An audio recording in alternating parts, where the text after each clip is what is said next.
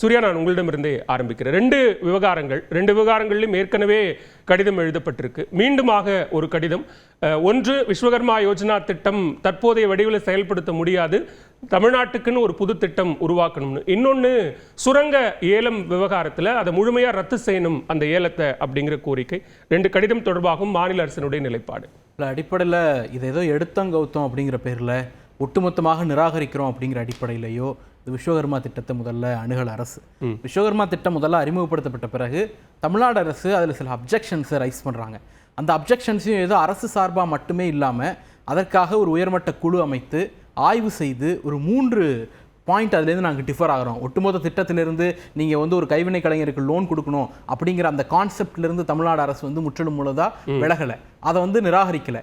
மாறாக அதை எப்படி கொடுக்க போறீங்க, என்ன தகுதியின் அடிப்படையில் கொடுக்க போறீங்க அப்படிங்கிற அந்த கான்செப்ட்ல மட்டும்தான் டிஃபர் ஆகிறோம் அப்படிங்கிறத முன் வச்சு ஒரு 3 கரெக்ஷன்ஸை கோரி தமிழ்நாட்டினுடைய முதலமைச்சர் 4/1/2024 ஏறக்குறைய 10 மாதங்களுக்கு முன்பு கடிதம் எழுதுறார்.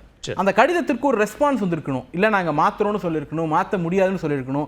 அது குறித்து எந்த விதமான பதிலுமே இல்லாமல் மார்ச் மாதத்தில் அவர்கள் மறுபடியும் எழுதின கடிதத்தில் இதை எப்போ இம்ப்ளிமெண்ட் பண்ண போறீங்க அப்படிங்கிறதுலேயே விடாப்பிடியாக இருந்திருக்கிறார்கள். அதை மீண்டும் ஆய்வு செய்து இந்த 3 கோரிக்கைகளை ஒன்றிய அரசு ஏற்குமானால் அதை நாங்கள் ஏற்றுக்கொள்வதில் உடன்பாடு இருக்கிறது.